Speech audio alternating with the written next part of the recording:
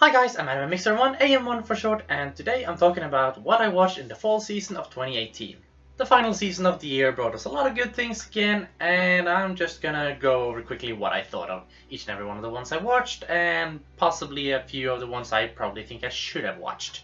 So in no particular order, let's go. The season saw Goblin Slayer starting up, which got massively popular. I can understand it. It had an appeal, and the shock factor at the start was amazing. Like, that was, ooh, this is dark.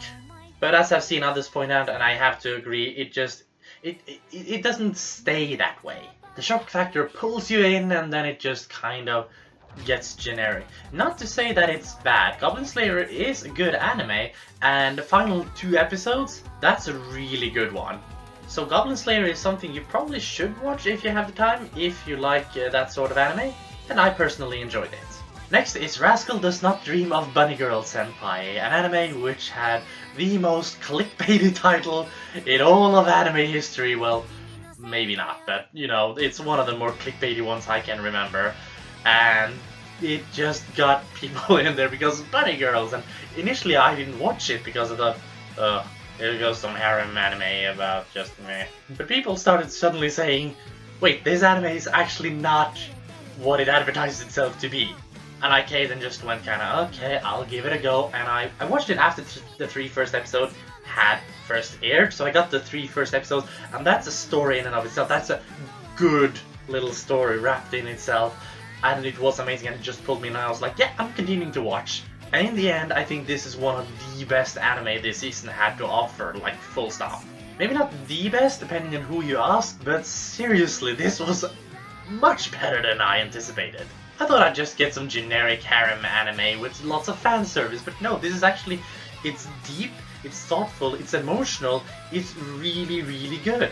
So I would absolutely suggest you watch Rascal Does Not Dream of Bunny Girl Senpai. Then we have Skullface bookseller Honda-san, or in Japanese, let me see, Gaikotsu Shotenin Honda-san, which is a comedy comedy series about a skull-faced bookseller named Honda-san. What more do you need to know? Well, actually, you need to know a little bit more. Each episode is roughly 10 minutes, so 10-11 minutes, so it's not like full length, but it has these short standalone stories, like 1 or 2, maybe 3 stories per episode that it tells. And as far as I understand, it actually kind of, in a dramatic and overblown fashion, retells the experiences of the real-life Honda-san who first published a web series, like a web manga, that became this anime. The art style and animation is very crude, but it's fun to see what they can do with so little. It's actually very expressive and fun, and it doesn't really need fancy animation to do what it needs to do. Now, as an anime, it's kind of niche, so it's not like I'm gonna go, oh, you should totally watch this, but it did get some nominations in the Anime Awards, which is, I was surprised to see it there, but all the more glory to it. But yeah, so I found it entertaining, and if you find it entertaining, that's good for you. But you can at least, if you check out the first episode or first 2 episodes maybe, then you get a feel for what you're in store for. So you like, if you don't like the first episodes, then you can just not watch the rest. But if you like the first episode, then you can watch the rest. And since it's a short anime series, like it's 1 season of half episodes, so essentially you're watching 6 full-length episodes, and that doesn't take that long if you need to catch up. So that's my thought on that. And just to round out the anime that started and ended in this season, we have 2 special episodes of Saiki Kuso Sainan, or in English, The Disastrous Life of Saiki K. One of my absolute favorite comedies in anime of all time. One of the few anime I've ever encountered that makes me laugh out loud, uncontrollably, on a regular basis. It is fantastic. But these 2 special episodes were extra special because they actually ended the series. And I was like, no, it's ending!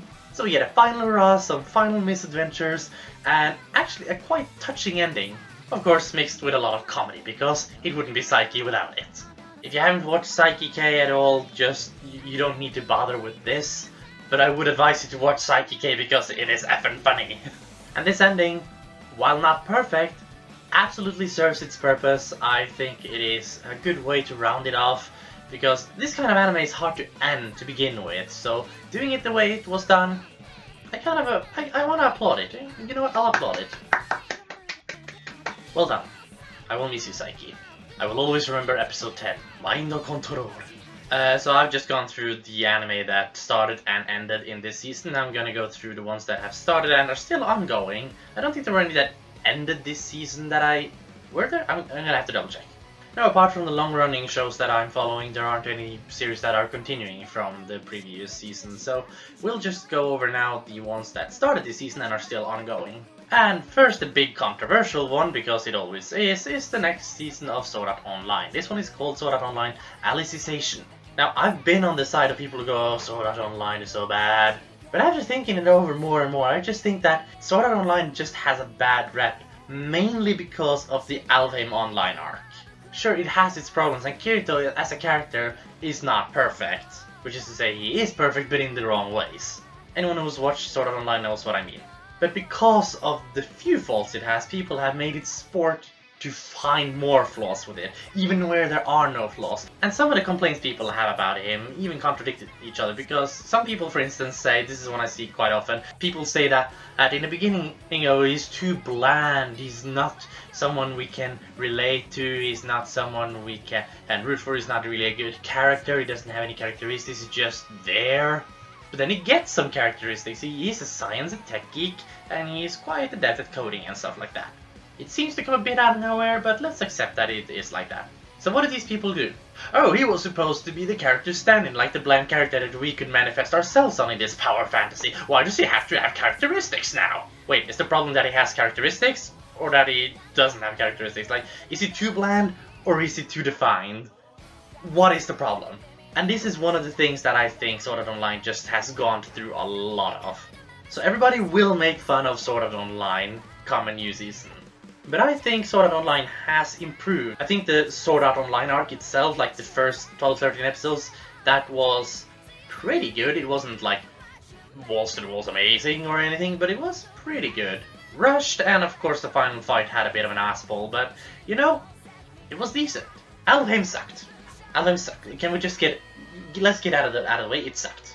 But after that came Gungale Online, which was decent. I didn't like that it still had to go, oh, you die in the real world if you die in the game, but this had some other explanation to it other than like, oh, there's some guy who's been killing people through the actual game itself. It was a bit of a convoluted plot involved there, but still it was marginally better than the original, I'd say. And then came Mother's Rosario arc, which was actually good, but people seem to forget about that because, yeah, that's not really Sword Art Online, and Kirito wasn't in it. Like, it's not proper Sword Art Online if Kirito isn't in it, but if he's not in it, people don't want to talk about how great it was, because people just want to talk about how bad the show is when Kirito is in it. It's just a mess. But the second season got better, and this third season, Alicization, is actually shaping up to be pretty good. Now, it's not complete yet, so let's not say anything for certain at the moment, and it does have its weird and ass-pully moments, but overall it's fairly decent. The story seems good, the actual setting is interesting, and what's at stake is actually quite interesting because there's like two different stakes at stake, if you know what I mean. I'm gonna try not to spoil too much because it's still ongoing, but I do think this is a decent series of Sword Art Online, so I think Sword Art Online as a whole is improving with time. It's learning from its flaws and trying to improve itself. Take what's good and improve on that, and take what's bad and drop it.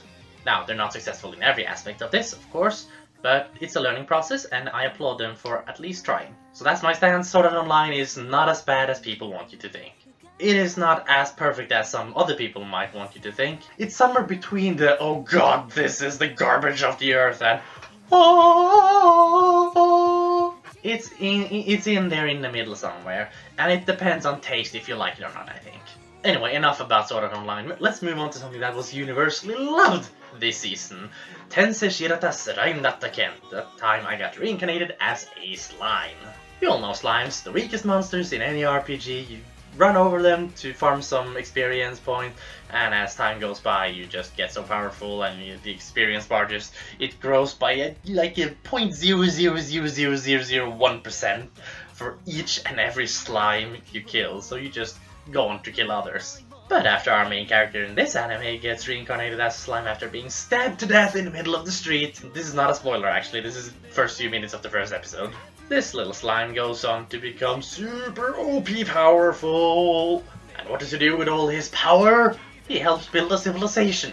He's actually kind of weird when you think about it, but I actually look at this anime and I go, unlike others that just kind of flaunt their powers in a fantasy universe or whatever, I'm just going, yeah, I think that if I got sent to another world and I got all sorts of superpowers, this is almost what I do. I wouldn't be starting to build a civilization, but I would be helping people with it. And this anime is both action-filled and heartwarming and everything else you could ask for. It has a good world built, and we get to see it expanded upon time and time again. And it doesn't rush itself, we get to know what we need to know when we need to know it. It's really, really interesting, actually. So that time I got Reincarnated as a Slime is one anime that I think a lot of people probably will like, and I will recommend it. Also this season, Fairy Tail Final Series. Now, Fairy Tail as a series I'm not too stoked on. I read the manga and it goes kind of... It starts good and it is good for a while, but it kind of gets eh. And the anime sort of follows through with eh. But as long as it gets the fights done right and gets them looking good and amazing and everything, I think this is gonna be a good series with a lot of amazingly good fights. When I say amazingly good fights, I mean visually, not actually in terms of, okay, they fought a good fight and won because they could be. That's the thing about Fairy Tail. Nobody wins because they are stronger or have a better strategy or see the other person's weakness. They win because the power of friendship! And that's something that will always annoy me with Fairy Tail. And you know what else will annoy me with this series? I don't think it is as final as they claim. Because believe it or not, the manga has come off with another sort of sequel to it. It's called Fairy Tail 100-Year Quest. I am reading it and I'm going, yeah, this sort of makes a lot of the stuff that happened in the anime and manga previously absolutely pointless.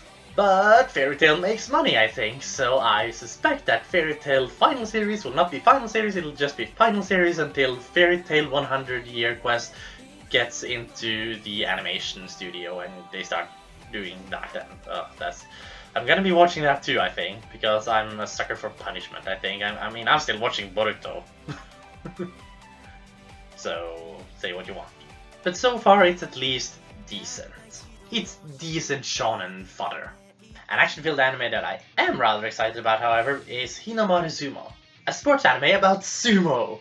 And it actually gets really intense. It's got a good roster of characters and it's got really good fights. The story, the drama, the stakes, everything is just, yes, I love this. I actually love this sports anime. Sports anime as a whole seems to be a genre I just generally like, because it's so amazing to see sports in an anime setting. That's the only way I enjoy sports in general.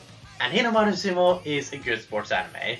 So if you like seeing big burly men rushing at each other and trying to throw each other down on the ground or outside of a ring, and in a way that makes it absolutely spectacular and dramatic, Hinamaru Sumo, go watch it.